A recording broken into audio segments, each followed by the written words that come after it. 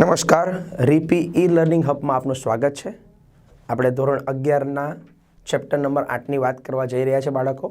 ત્યાર પછીની વાત કરીએ તો રંજક દ્રવ્યોની વાત આવે છે, પ્લાસ્ટિડ્સ કહેવામાં આવે એને।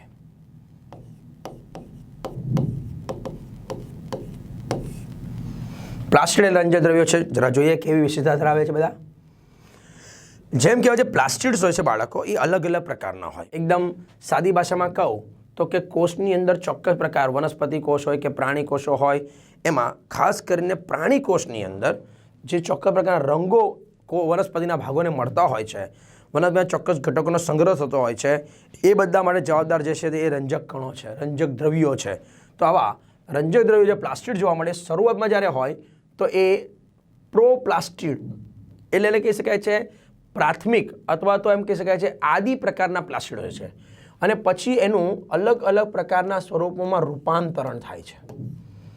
એને કારણે અલગ અલગ પ્રકારના ઘટકો બનતા જતા હોય છે। સાદી ભાષામાં આપણે કહી શકીએ છીએ તો આવા જે ઘટકો હોય એને મારે વેચવા હોય તો મુખ્યત્વે રીતે 3 ભાગમાં વેચી શકાય છે। એક આપણે નામ આપવું હોય તો આમ આપી શકાય છે રંજક દ્રવ્યો માટે, તો એકને આપણે કહી શકીએ છીએ હરિત કણ, બીજાને આપણે કહી શકીએ છીએ રંગહીન કણ, અને ત્રીજા કહી શકાય છે રંગીન કણ। હા, હરિત કણ હોય છે, રંગહીન કણ છે, રંગીન કણો હોય છે। જે હરિત કણ હોય છે એને આપણે સાદી ભાષામાં ક્લોરોપ્લાસ્ટ કહીએ છીએ।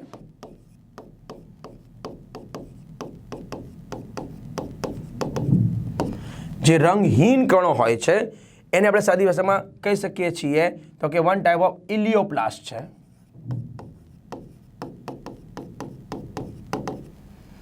બીજું કહી શકાય છે તો રંગીન કણો જે હોય છે એને ક્રોમોપ્લાસ્ટ કહેવાય છે। આ જે ઘટકો છે એમાં એકની વાત આપણે કરતા જઈએ તો પહેલી વાત છે ક્રોમોપ્લાસ્ટ। જે ક્રોમોપ્લાસ્ટ છે શું છે તો ખરેખર રંગ આપનારા, હા, જે ચોક્કસ પ્રકારના ઘટકો છે રંગ આપે છે, એ ખાસ કરીને એમ કહી શકાય છે ચરબી દ્રાવ્ય કેરોટીનોઇડ્સ હોય છે, જે વનસ્પતિમાં પુષ્પ હોય, ફળ હોય, બીજ હોય, પર્ણ હોય, એને રંગ આપે છે। હા, એ યાદ રાખવાનું, એ હરિત રંગ એટલે કે લીલા રંગ સિવાયના રંગો આપે। એ લીલો રંગ આપવાનું કામ નથી કરતા, એ સિવાયના બધા રંગો આપવાનું કામ કરે છે। જેમ કે ક્રોમોપ્લાસ્ટની વાત કરીએ 1 by 1, જે ઝેન્થોફિલ છે પીળો રંગ આપવાનું કામ કરે છે, અને એક છે કેરોટીન જે કંઈક અંશે નારંગી રંગ આપવાનું કામ કરે છે। જે લાઇકોપેન છે એ આપણે તમે જાણો છો ટામેટા હોય કે મરચાં હોય, એનો જે લાલ રંગ હોય છે તે આપવાનું કામ કરે છે। અન્ય ક્રોમોપ્લાસ્ટ તરીકે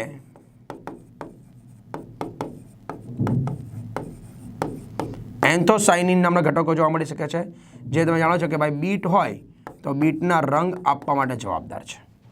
તો જે બીટનો જે કહી શકાય છે જાંબલી કલર જેવો ભાગ જોવા મળતો હોય છે એના માટે જવાબદાર છે આ પ્રકારના ક્રોમોપ્લાસ્ટ એન્થોસાયનિન પ્રકારના। અને ટામેટા માટે લાઇકોપેન જે છે, મરચાં માટે લાઇકોપેન છે જે લાલ રંગ આપવાનું કામ કરી શકે છે। ફૂલોમાં ધારો કે પીળો રંગ હોય તો એ કોના માટે જવાબદાર છે ઝેન્થોફિલ। તમે જાણો છો કેરોટીન જે છે, આપણે ગાજર હોય એને શું કહીએ છીએ ઇંગ્લિશમાં કેરોટ કહીએ છીએ। ગાજરનો પોતાનો રંગ નારંગી છે તો એના એ જવાબદાર કહી શકાય છે, કેરોટીન પર નારંગી રંગ યાદ રાખી શકાય છે। તો આ મુખ્ય કણો છે જે રંગ આપનારા છે। તો ક્રોમોપ્લાસ્ટ પરથી યાદ રાખજો રંગ આપનારા, પણ કયો રંગ નહીં આપે? લીલો રંગ નહીં આપે, એ સિવાયના યાદ રાખવાના। રંગવિહીન કણો છે, ખાસ કરીને શું કહી શકાય છે ખોરાકના સંગ્રહિત કણ સ્વરૂપે જોવા મળનારા ભાગો છે કહેવાય છે। લ્યુકોપ્લાસ્ટ કહી શકાય છે આપણા માટે। એવા કયા કયા જોવા મળી શકે છે? એક છે એમાઇલોપ્લાસ્ટ, જે કાર્બોદિત, જેને આપણે કહી શકીએ છીએ સ્ટાર્ચના કણો, જેને આપણે કહી શકીએ છીએ મંડ કણ, જે જેમ કે બટાટામાં જોવા મળી શકે છે, ચોખામાં જોવા મળી શકે છે. તમે જાણો છો ને, આપણે બટાકા હોય એને જો ખાસ કરીને કાચા સમારી દઈએ અને પછી જો તમે નાઇફ ચપ્પુની ઉપર જોશો ને તો નાના નાના વ્હાઇટ કણ દેખાશે. અથવા આપણે ક્યારે બટાકાને બાફી કાઢીએ તો એનું જે પાણી હોય એમાં થોડો કર્કશ ભાગ જોવા મળતો હોય. આપણા ઘરે ચોખા આપણે રાંધતા હોઈએ, ભાત બનાવીએ અને જો એનું આંધણ એનો ઉપર આવી જાય તો સફેદ પડ દેખાઈ જાય છે. એ બધું કોણ છે? તો એ કહી શકાય છે બટાટા, ચોખાના કણો છે. એ સ્ટાર્ચ કણ, મંડ કણ તરીકે ઓળખાય. એને કાર્બોદિત કણો અથવા એમાઇલોપ્લાસ્ટ તરીકે ઓળખી શકાય છે. બીજો જોવા મળી શકે છે એલ્યુરોપ્લાસ્ટ, સંમિતાય કણ, કે જે ખાસ કરીને પ્રોટીન કણો આવેલા જોવા મળતા હોય છે. બીજા જોવા મળી શકે છે કેલ્શિયમ કાર્બન અને રેફાઇડના સ્ફટિકમય હોય, જે ક્ષારયુક્ત કણો કહી શકાય છે, જે વનસ્પતિના શીરના ભાગની અંદર કે પર્ણના ભાગની અંદર જોવા મળતા હોય છે. અને ઇલિયોપ્લાસ્ટ, આગળ એક ઉદાહરણ તરીકે મેં કીધું તમને ઇલિયોપ્લાસ્ટ, એને આપણે તેલ કણો કહેવાય, જેમાં ચરબીના કણો હોય છે, જેને આપણે કહી શકીએ છીએ ખાસ કરીને તેલીબિયામાં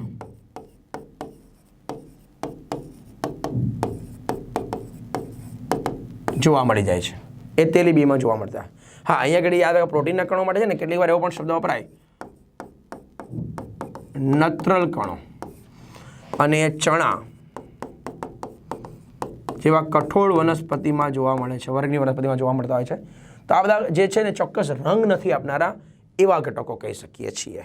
ઓકે, કે તો રંગ નથી આપતા પણ ચોક્કસ રીતે ખોરાક એ ભાગમાં કરે એને ભાઈ કેવા ભાગ કહેવાય? આ રંગહીન કણ કહી શકાય. હા, એની બીજી ખાસિયત યાદ રાખી દઈએ તો એ જે કણો છે એ નિર્જીવ કણો તરીકે કામ કરે છે, જે સંગ્રહ પામે. હા, આનો સંગ્રહ બધાનો થતો ક્યાં હોય છે? જો બીજની વાત કરી દઈએ તો કે બીજમાં તે ભ્રૂણ પોષ પ્રદેશમાં સંગ્રહ પામે, અથવા તો એમ કહી શકાય છે તો કે બીજપત્રમાં સંગ્રહ પામતા હોય છે. ખાસ કરીને બીજની અંદર સંગ્રહ થયેલો જોવા મળી શકે છે. હા, એમાં કેટલાકમાં ફલોના વિસ્તારો હોય તો ફલાવરણમાં સંગ્રહ પામતા હોય છે, અને પર્ણના કોષોમાં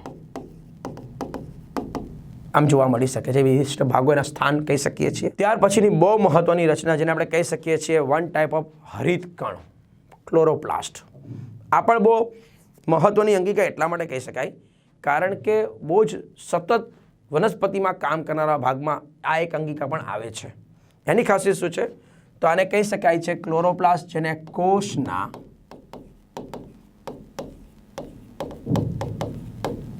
રસોડા તરીકે ઓળખવામાં આવે છે. આ કોષનો એક રસોડાનો ભાગ છે અને એની અંદર શું થતું હોય છે તો કે ખાસ કરીને આ હરિતકણની જે રચના હોય છે તે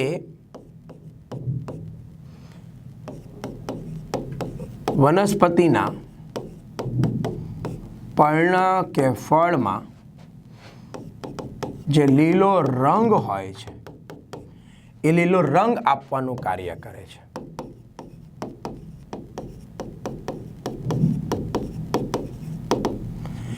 આપણે કેવી અંગિકા કહી શકાય છે તો કેમ કહેવાય છે ગ્રીન સલ્ફર બેક્ટેરિયા નું રૂપાંતરણ છે. હા, આ ગ્રીન સલ્ફર બેક્ટેરિયાનું રૂપાંતરણ છે આ રચના પણ. એટલે જેમ પેલું કણાભસૂત્ર પણ એક બેક્ટેરિયાનું રૂપાંતરણ છે તેમ હરિતકણ પણ બેક્ટેરિયાનું રૂપાંતરણ યાદ રાખી શકાય છે. બહુ મહત્વનો મુદ્દો તમારા માટે, નીટ માટે. બીજી ખાસિયત શું છે આના માટે? આ પોતે પણ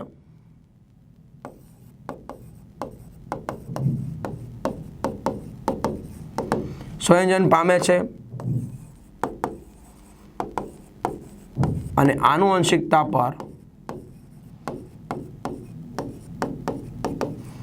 અસર કરે છે. બરાબર સમજો બાળકો, કણાભસૂત્ર અને હરિતકણ બંનેની અંદર શક્તિ બનતી હોય, બંનેમાં શક્તિનું કામ છે, પણ બંને જણા પોતે પોતાનો DNA ધરાવે છે. હા, એટલે કે તમને પૂછાય કે કોષની અંદર એવી કઈ અંગિકાઓ છે કે જે પોતે પોતાનો DNA ધરાવે અને એટલે એ આનુવંશિક ગુણો ધરાવે છે. એટલા માટે યાદ રાખજો, જે આગળ આપણે ભણી કે અંતઃપટલવાળી તંત્રની રચનાઓ એ કઈ હતી તો કે અંતઃકોષ રસજાળ, બીજું હતું ગોલ્ગી કાય, ત્રીજું હતું લાઇસોઝોમ, રસદાની. આ એ બે કનેક્શનમાં છે, એકબીજાની સાથે કામમાં જોડાયેલા છે અને એટલા માટે એ લોકોનું વિશિષ્ટ કાર્ય કોષો પ્રમાણે બદલાય, રૂપાંતરણ થાય.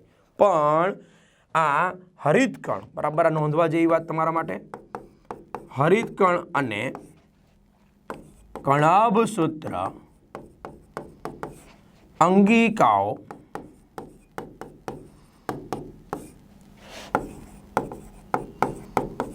બધા જ કોષમાં એક સમાન કાર્ય કરે છે. હા, એવું નથી થતું કે કણાભસૂત્રને એવું વિચારો કે ભાઈ હવે હું અહીંયા ATP નહીં બનાવું, હું બીજું કંઈ કામ કરું. ના. હરિતકણ એવું નથી થતું કે અહીંયા હું પ્રકાશસંશ્લેષણ નહીં કરું, બીજું કંઈ કામ કરું. ના. આ બે અંગિકાનો સૌથી મોટો ગુણ આ છે કે તેઓ પોતાના કાર્ય કોઈ પણ જગ્યા પર બદલતા નથી. ધારો કે હરિતકણ વનસ્પતિના પાન, પુષ્પના વજ્રપત્રમાં હોય કે પછી એના પર્ણમાં હોય કે પછી એના પ્રકાંડમાં હોય કે એના મૂળમાં હોય. હા, મૂળમાં હોય, કેટલાક ઉદાહરણમાં આવશે, ભણશું. તો ત્યાં ઘડી એ પોતે પ્રકાશ સંશ્લેષણ કરવાનો ગુણ ધરાવે છે. એ કામ બદલાતું નથી. પણ આપણે જોયું કે અંતઃકોષ રસજાળ કોઈ જગ્યા સ્ટીરોઇડ બનાવે તો કોઈ જગ્યા પ્રોટીન બનાવે છે. આપણે જોયું કે ભાઈ ગોલ્ગી કાય જેવું અંતઃકોષ રસજાળ મળશે એવું પેકેજિંગ કરશે. લાઇસોઝોમ જેવા ઘટકો હશે ધન ભક્ષણ કરે, પ્રવાહી ભક્ષણ કરશે તો કામ બદલાઈ શકે છે.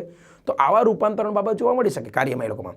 આ બંનેમાં એવું થતું નથી અને એટલા માટે કંઈક બંને અલગ પ્રકારની ગોઠવણીવાળી અંગિકાઓ મહત્વની અંગિકા તરીકે વર્તે છે. તો એવી અંગિકાની આપણે વાત કરી રહ્યા છીએ જેનું નામ છે હરિતકણ. આ જે હરિતકણ છે એની ખાસિયત શું છે તો એનો આકાર જોઈએ પહેલાં. તો એ લેન્સ આકારની હોય, અંડાકાર હોય, તકતી આકાર હોય, કપ આકાર હોય કે પટ્ટીમય આકાર હોય. હા, વનસ્પતિ કોષોમાં ધારો કે લીલ હોય છે, પછી આપણે ઉદાહરણ તરીકે જોવા મળી શકે છે. ત્યાર પછીની ઉચ્ચ કક્ષાની દ્વિઅંગી, ત્રિઅંગી અને આવૃબિદારી વનસ્પતિઓ છે. તો એ દરેકમાં એનો આકારમાં વિવિધતા જોવા મળે. હા, કોનામાં નહીં હોય એવી વનસ્પતિ કઈ કહેવાય તો તમારે યાદ રાખવાનું, ફૂગ નહીં હોય. ફૂગ વનસ્પતિ છે, હરિતકણ ધરાવતી નથી. હા, એવું પૂછાય કે કયા પ્રાણીમાં હરિતકણ હોય છે તો you have to write here લીના. ઓ લીના, યુગ્લીના. યુગ્લીનામાં જોવા મળી શકે છે. હા, યુગ્લીનામાં હોય. એ પ્રાણી છે છતાં. બીજું આપણે કહેવાય છે કે ભાઈ જે આદિકોષ કેન્દ્રી છે ને એ પણ પોતે પ્રકાશ સંશ્લેષણ કરે છે. ઉદાહરણ તરીકે બ્લુ ગ્રીન આલ્ગી, ઉદાહરણ તરીકે કેટલાક બેક્ટેરિયાઓ. તો શું એમાં હરિતકણ હોય છે તો કે ના, ના, ના. આદિકોષ કેન્દ્રી સજીવો જે પ્રકાશ સંશ્લેષણ કરે છે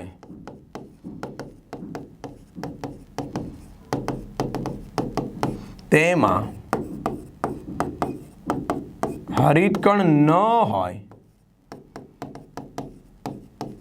પણ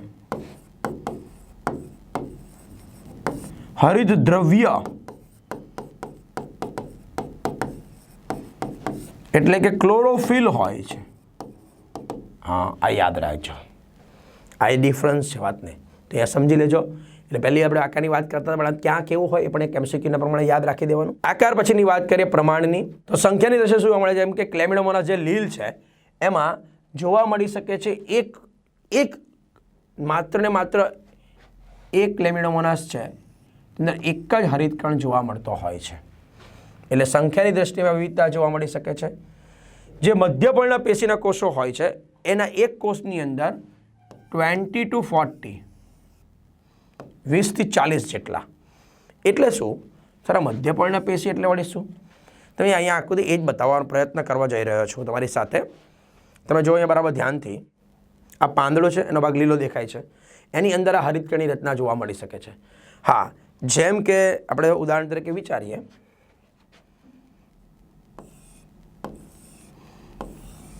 તો જે પર્ણ હોય, આ પર્ણની જે આખો વચ્ચેનો વિસ્તાર હોય છે એ આપણે જાણીએ છીએ કે લીલા રંગનો જોવા મળે.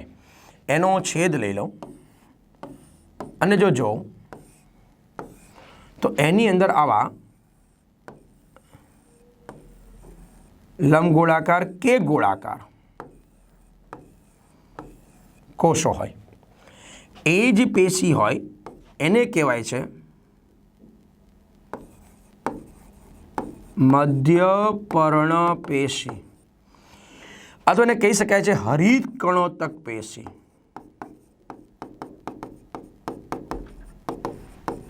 માં જોવા મળી શકે છે. તો બાળકો આપણે વાત કરતા હતા કે હરિતકણ જે હોય છે એ ક્યાં ગોઠવાયેલા જોવા મળે છે. તો એક તો આ મધ્યપર્ણ પેશી હરિતકણોતક પેશીમાં જોવા મળે, જેમાં અહીંયા આગળ એ મોટે ભાગે જે કોષો હોય ને એ કોષોના પરિઘ વિસ્તારમાં ગોઠવાયેલા હોય.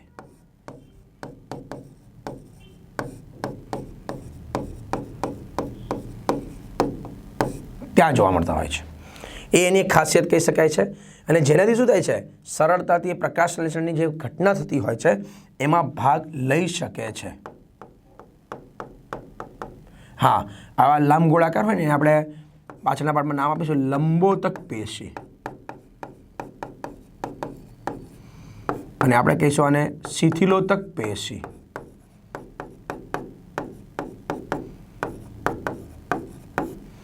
જોવા મળી શકે છે.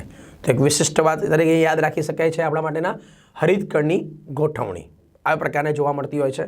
હા, કેવો આકાર છે? લેન્સ, અંડાકાર, તકતી, કપ કે પટ્ટીમય હોય. ક્લેમિડોમોનાસ એક લીલ છે, એક કોષી લીલ છે, એના એક કોષમાં એક જ હોય. જ્યારે મધ્યપર્ણ પેશીના કોષોમાં એકની અંદર 20 થી 40 જેટલા જોવા મળતા હોય છે.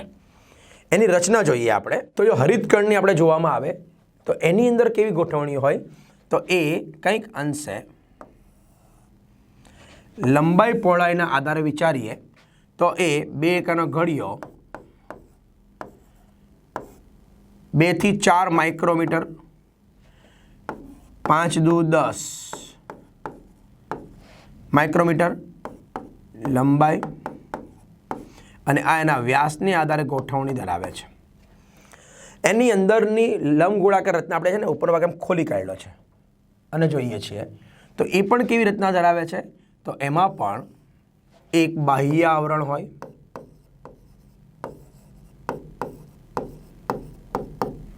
બીજું એક અંતઃ આવરણ હોય,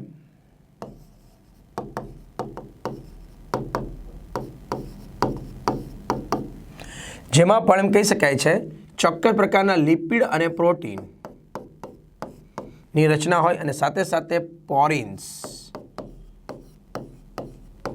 એક પ્રકારના છિદ્રીય રચનાઓ હોય છે. હા, આવી છિદ્રીય રચના આપણા કણાભ સૂત્રમાં પણ જોવા મળી શકતા હોય છે.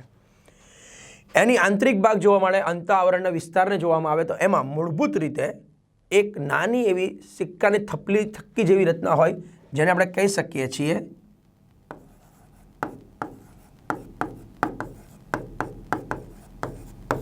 થાઇલેકોઇડ. આવા જે થાઇલેકોઇડ હોય એકબીજા સાથે ભેગા થઈ જાય અને એને પરિણામે એક ચોક્કસ થપ્પી જેવો ભાગ બનતો હોય તો તેને કહી શકાય છે ગ્રેનમ. અને બધા ભેગા મળી અને જે રચના તૈયાર થતી એને બહુ કહે ને કે એક સાથે બોલાવવામાં આવે તો એને આપણે ગ્રેના તરીકે ઓળખી શકાય છે. તો આપણા હરિતકણમાં શું હોય એવું યાદ રાખીએ.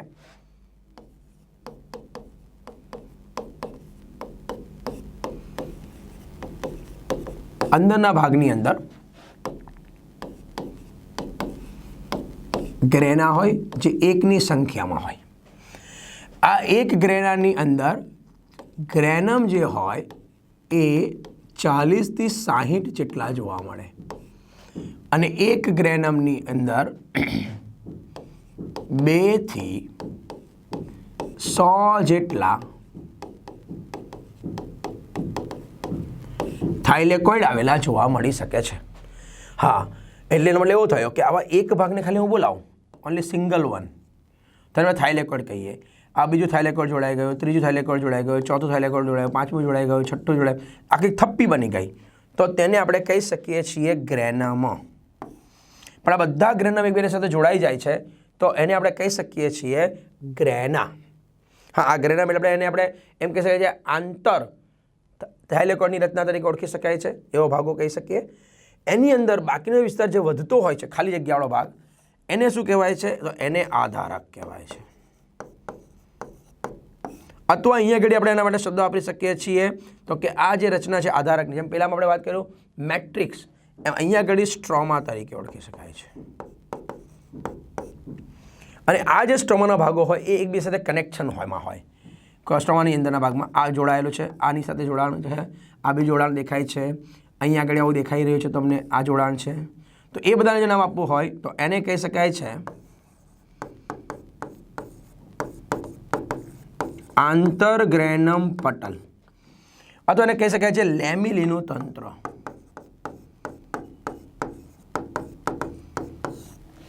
જોવા મળી શકે છે.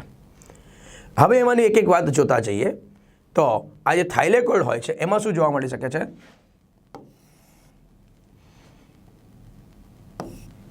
અહીંયા આગળ આના કોમનલી નામ આપણે આપી દઈએ તો તમને યાદ રહી, it is a one type of ગ્રેના.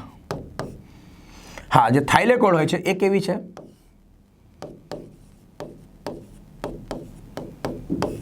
સિક્કાની જેમ બે પડની, એટલે કે આવરણયુક્ત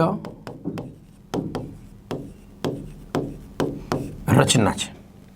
એટલે એને આપણે થોડુંક ઉપરથી મોટું કરીને જોઈએ આમ દેખાય. તો આખી એવી બે પડની રચના જોવા મળી જાય છે. એમાં શું આવેલું હોય છે? તો કે તેની અંદર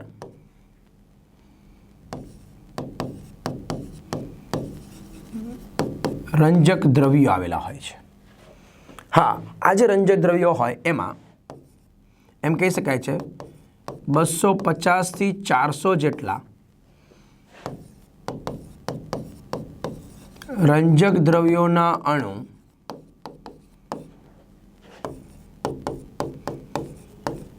ભેગા મળી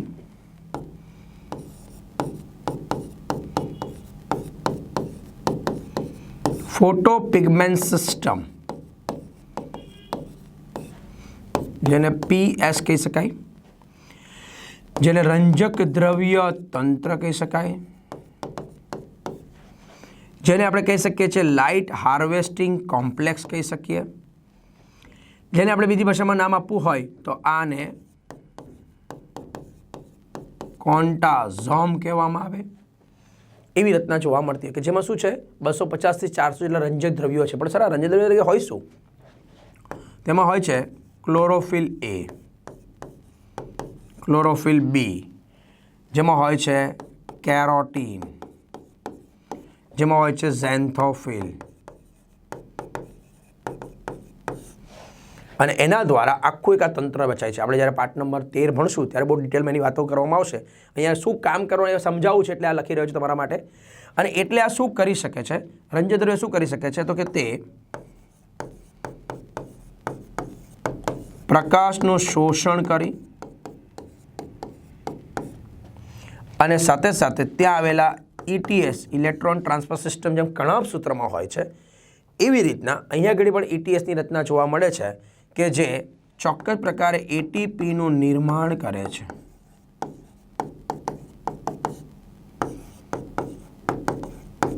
હા, આના માટે અહીંયા આગળ પણ શું આવેલા હોય છે? જેમ આપણે પહેલામાં ભણી ગયા ક્રિસ્ટી પર ATP એજ હોય એવી રીતના અહીંયા પણ જોવા મળે. તો જેને કારણે ચોક્કસ પ્રકારે શું કરી શકે છે? બનાવી શકે છે ATP. અહીંયા આગળ જે વનસ્પતિમાં હરિતકણ જે છે એ વનસ્પતિને લીલો રંગ આપે. એવી રીતના આખા હરિતકણને લીલો રંગ કોણ આપે છે? તો એ આપે છે આ થાઇલેકોઇડ. એ યાદ રાખજો, આ થાઇલેકોઇડ એ આ કામ માટે જવાબદાર છે. તો થાઇલેકોઇડ કદાચ નહીં પૂછાય તો ગ્રેનમ પૂછાય તો એમાં પણ હરિતદ્રવ્ય હોય. એ નહીં પૂછાય તો ગ્રેના પૂછાય તો એમાં પણ જોવા મળી શકે છે. તો અહીંયા યાદ રાખજો કે થાઇલેકોઇડમાં જે બધી વસ્તુ હોય એ ભેગું થવાથી ગ્રેનમ બનતું હોય, એ જ બનવાથી ગ્રેના થતું હોય, એટલે કે ગ્રેનામાં પણ એ બધી વસ્તુ આવેલી જોવા મળી શકે છે. તો આપણે વિચાર આવે કે સર લીલો રંગ શા માટે છે? તો એનું કારણ એ છે એમાં આવેલો છે ક્લોરોફિલ. જેમ કે CHONMG એમ લખવું હોય તો C55 H70 O6 N4Mg અથવા C55 H72 O5 N4Mg. આ ક્લોરોફિલના અણુસૂત્ર છે અને એના બંધારણીય ઘટકમાં મેગ્નેશિયમ આવેલું છે. આ મેગ્નેશિયમનો પોતાનો રંગ લીલો છે અને એ લીલો રંગને હોવાને કારણે એ ક્લોરોફિલને લીલો રંગ આપે છે અને એટલે હરિતકણમાં લીલો રંગ જોવા મળતો હોય છે. તેનું મુખ્ય કારણ આવ્યું છે. તો લીલા રંગ માટે જવાબદાર યાદ રાખી શકીએ છીએ કોણ છે? હરિતકણમાં આવેલા ક્લોરોફિલ. ક્લોરોફિલનો લીલા કલર માટે જવાબદાર છે મેગ્નેશિયમ. તો એક ધાતુ તત્વ આગળ અસર કરી શકે છે અને એની પણ એક ચોક્કસ રચનાઓ છે. પણ અહીંયા આગળ મેઇન વાત આપણે કરીશું હરિતકણ જે બનતું હોય છે એમાં કાર્યો વાત કરી રહ્યા છીએ, એની રચનાની આધારે વાત કરી રહ્યા છીએ. એટલે ક્લોરોફિલમાં બહુ ડિટેલમાં જતા નથી આપણે. એ પાછલા મુદ્દામાં જઈશું આપણે. એ સિવાય જે સ્ટ્રોમાં આધારક હોય એમાં શું હોય? તો જે આધારકની રચના હોય તેની અંદર ડબલ સ્ટેન્ડર્ડ ડીએનએ હોય, જે જનીન દ્રવ્ય વધુ ધરાવે છે. બીજી ખાસિયત શું છે ત્યાં આગળ? તો કે આ જે વિસ્તાર હોય એમાં મુખ્યત્વે રીતે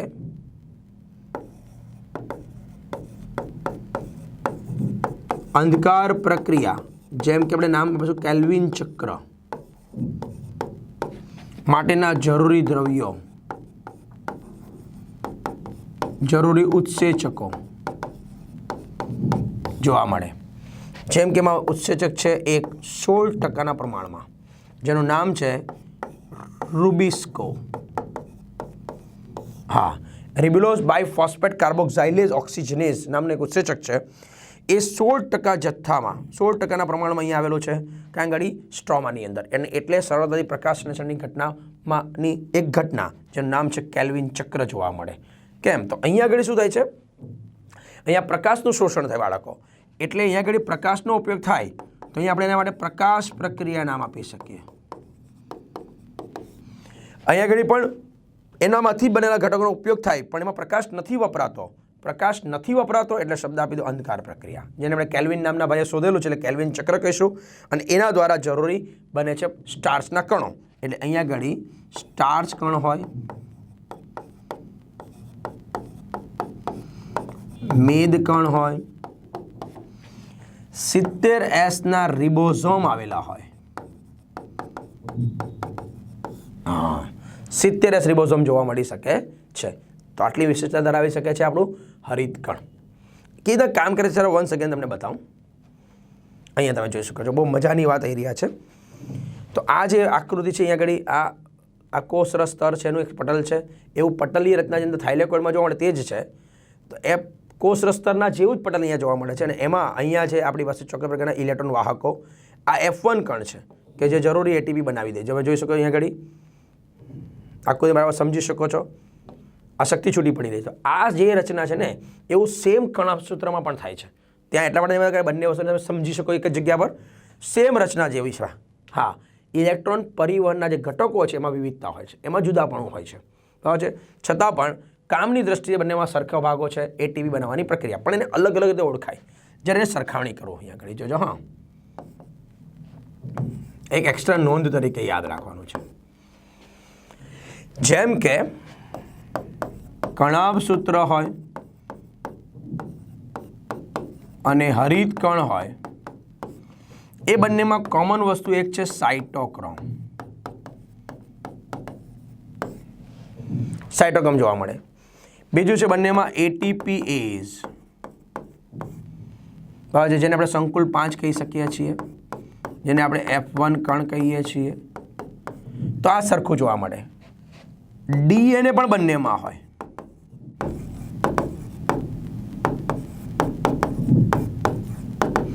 તો આ બંનેમાં ડીએનએ જોવા મળી શકે છે. એને ખાસિયત જરા જોજો તો એમાં જે કણાભ સૂત્ર હોય એનો જે ડીએનએ હોય એને આપણે સ્પેશિયલ mDNA કહી શકીએ છીએ. હા, હરિતકણના ડીએનએ વડે કોઈ સ્પેશિયલ શબ્દ નથી, પણ કણાભ સૂત્રમાં આવેલો જે ડીએનએ હોય એને mDNA કેમ એમ કહેવાય? તો કે મિટોકોન્ડ્રિયા ડીએનએ તરીકે ઓળખી શકાય છે. તો એ યાદ રાખી શકાય બંને માટેની ગોઠવણીને આધારે. બંનેમાં કેટલી વસ્તુ સરખાપણું વાળો છે એટલે આને જરા યાદ રાખી શકાય છે. બીજું એક મહત્વની વાત જોજો અહીંયા આગળ, એટીપી પ્લસ પીઆઈ. આ કોણ છે? તો એડેનોસાઇન ડાઇફોસ્ફેટ છે. અહીંયા PI, I ફોર ઇનઓર્ગેનિક, અને અકાર્બનિક ફોસ્ફેટ.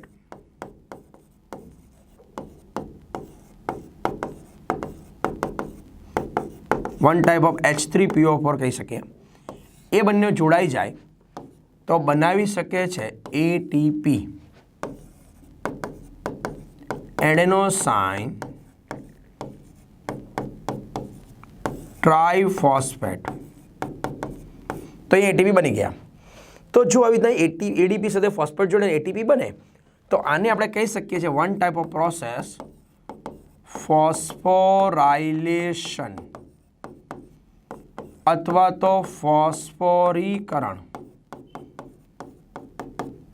બરાબર જોજો. પણ હવે થોડાક નાના નાના ભેદ કરું છું.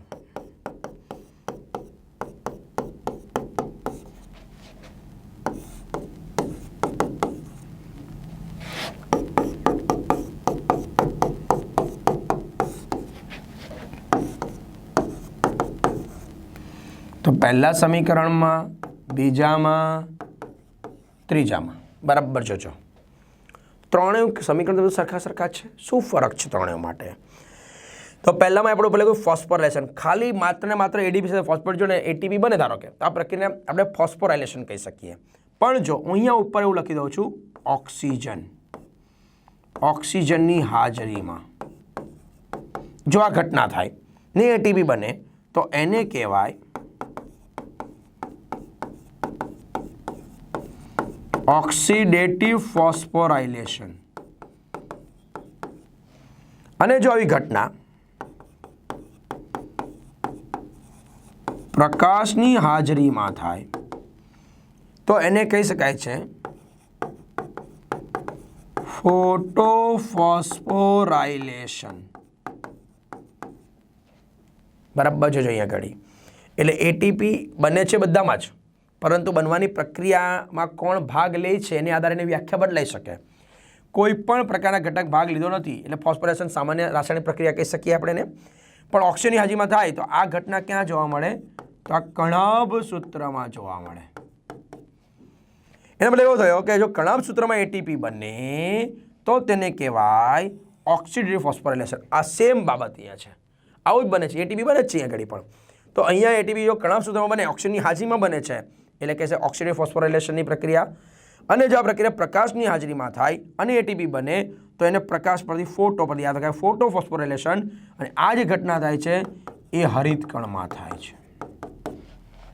એને યાદ રાખજો કે કણાભ સૂત્ર અને હરિત કણ બંનેમાં ATP બને, પણ બનવાની પ્રક્રિયાને અલગ અલગ નામથી ઓળખાય છે, કારણ કે એમાં જે માધ્યમ છે, જે ભાગ લે છે ઘટકો, એને આધારે નામ પડી શકે છે. ઓક્સિજનની હાજરીમાં પ્રક્રિયા લે એટલે આ રીતે નામ આપી શકાય છે ઓક્સિડેટિવ ફોસ્ફોરીકરણ.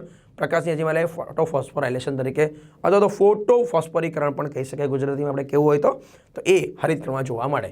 બંનેમાં બને ATP. તો એક નોંધ ખાસ યાદ રાખવા જેવી તમારા માટે છે. અને એટલે બંનેની સરખામણી આગળ કરાવી, કારણ કે બંને ટોપિક ભણો પછી એને સમજણ પડી શકાય છે. ઓકે, આ હરિતકણ યાદ રાખી દીધું આપણે, એના બધી વિશિષ્ટ વાતો યાદ રાખી દીધી. Thank you very much.